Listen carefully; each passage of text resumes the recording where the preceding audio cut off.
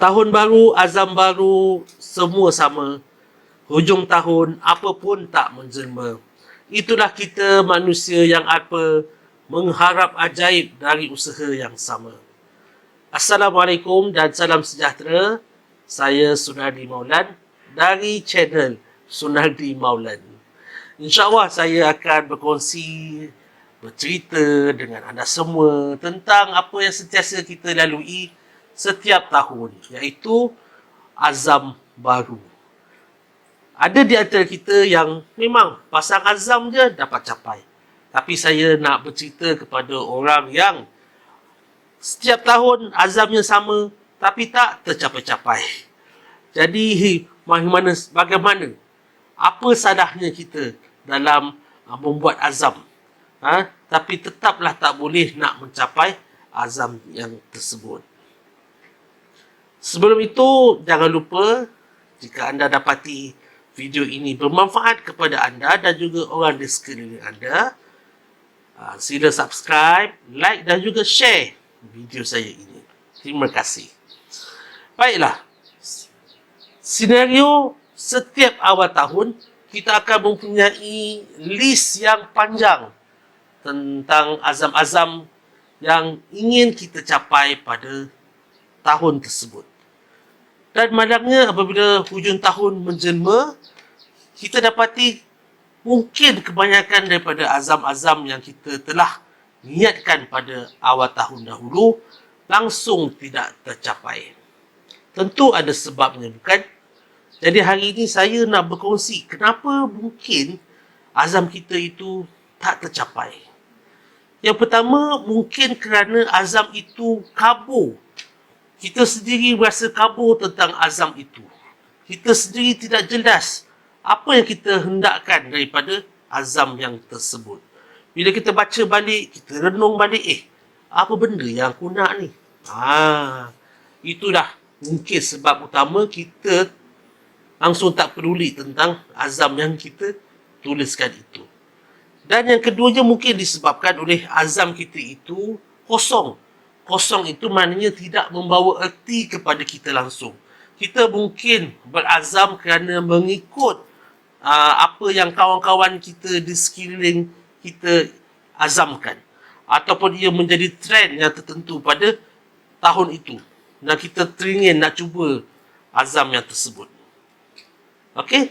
Jadi mungkin disebabkan oleh dua faktor ini, azam yang kabur dan azam yang kosong, menyebabkan kita tidak ada komitmen untuk melaksanakannya, apatah lagi berusaha untuk mencapainya. Itu adalah antara punca yang mungkin menyebabkan kita tidak dapat merealisasikan azam yang kita pasang setiap tahun. Bagaimana? Mungkin betul, mungkin tidak. Tetapi saya rasa sedikit sebanyak ianya betul. Dalam kesempatan ini, saya ingin berkongsi 6 tips untuk menjadikan azam kita sesuatu yang realistik, bukannya angan-angan semata-mata. Baiklah, yang pertama, kita haruslah menetapkan azam yang mempunyai makna ataupun penting untuk kita semua.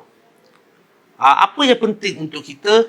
Mungkin saya boleh kategorikan dalam 4 kategori, iaitu adakah azam itu menyentuh tentang fizikal kita. Itu yang pertama, fizikal.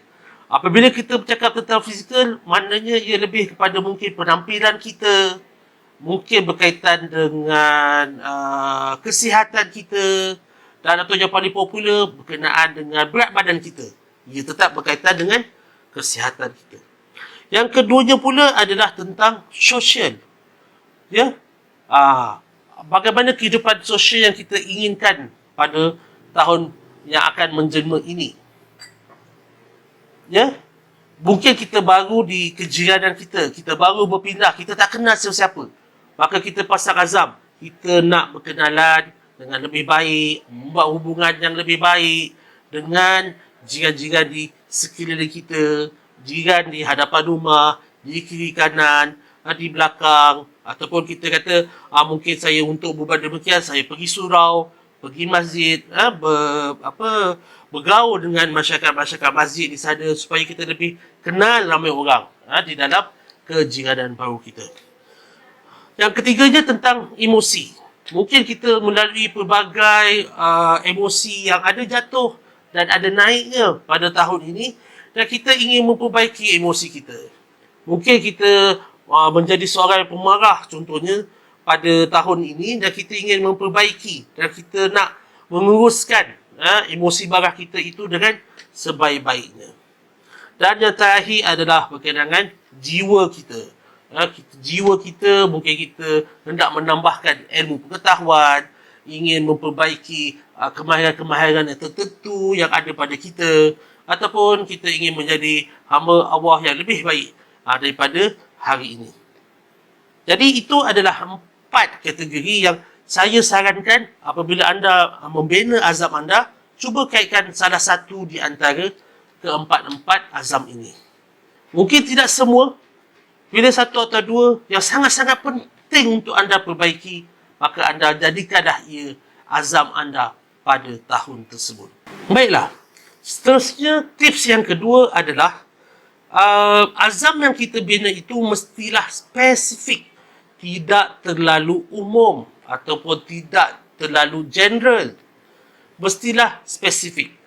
Contohnya, apabila saya menyentuh tentang azam berkaitan dengan kesihatan, kita tak boleh nak katakan, saya ingin menjadi lebih sihat pada tahun ini.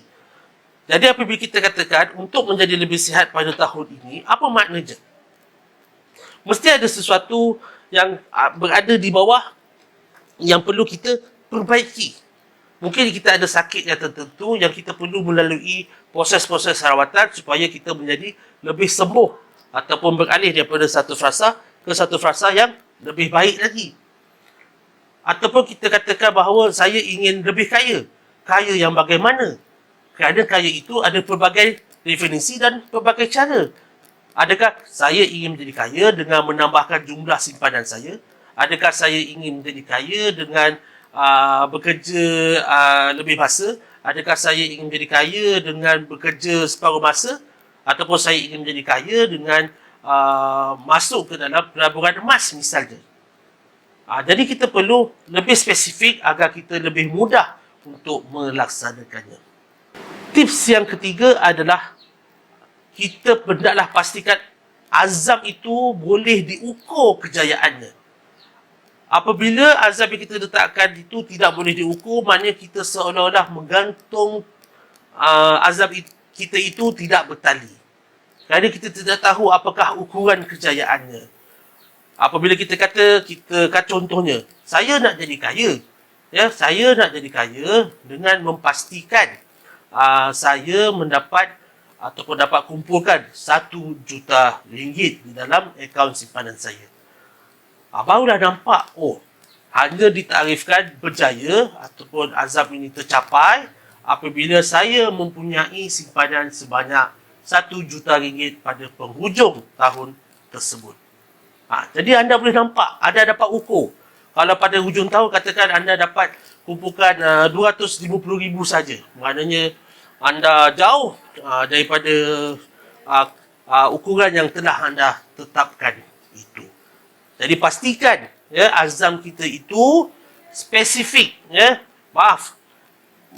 Azam kita itu boleh diukur kejayaannya. Tidak kiralah sama ada dalam bentuk wang ringgit. Kalau kita nak kuruskan badan, mestilah kita tahu daripada berat sekian kepada sekian dan sebagainya. Azam yang keempat adalah azam itu mestilah boleh dicapai. Apakah yang kita maksudkan dengan boleh dicapai itu? Maksud boleh dicapai itu adalah azam tersebut berada di dalam kawalan diri kita. Sesuatu yang kita boleh kontrol. Sesuatu yang kita boleh kawal. Sesuatu yang berada di bawah pengaruh kita. Janganlah kita nak berazam contohnya. Nak memperbaiki sistem politik di Malaysia contohnya. Tapi kita jadi ahli kepada mana-mana parti politik pun tidak. Jadi bagaimana untuk kita memperbaiki sistem politik yang ada di Malaysia contohnya? Jadi biarlah kita meletakkan azam itu sesuatu yang boleh kita capai. Dan yang lebih penting lagi adalah selain daripada kita berada di bawah kawalan kita, kita mempunyai sumber untuk melaksanakannya. Kalau kita contohnya nak menceburi bidang pelaburan emas, tetapi di sekeliling kita tidak ada orang yang jual emas, tidak ada syarikat ataupun bank yang jual emas, maka mungkin sukar untuk kita mencapai azam tersebut. Contoh, dan sokongan. Dan kita mestilah mendapatkan sokongan daripada orang di sekeliling kita untuk mencapai kejayaan tersebut. Contohnya lah, kalau kita ni sudah berkahwin dan azam kita dah kumpul RM1 juta, RM1 juta dalam masa setahun ini, sama ada kita boleh dapat ataupun tidak mencapai azam tersebut, kita mestilah beritahu orang rumah kita, pasangan kita azam tersebut, supaya kita tahu bahawa tahun tersebut tak ada kereta baru, mungkin raya disambut secara bersederhana, tidak ada percutian luar negara dan sebagainya, untuk memastikan azam tersebut boleh dicapai. Jadi tips yang keempat adalah pastikan azam kita itu boleh dicapai. Tips yang kelima adalah kita kena pastikan azam kita itu satu azam yang realistik, azam yang kita boleh realisasikannya dalam 1 tahun yang mendatang ini. Tidak sukar dicapai. Jika saya boleh petik kembali contoh mengumpulkan 1 juta, mungkin nampak realistik, tetapi kalau kita bermula dengan wang simpanan yang mungkin hanya ada RM100-200 sahaja di dalam akaun simpanan, jadi azam tersebut tidak realistik jadinya.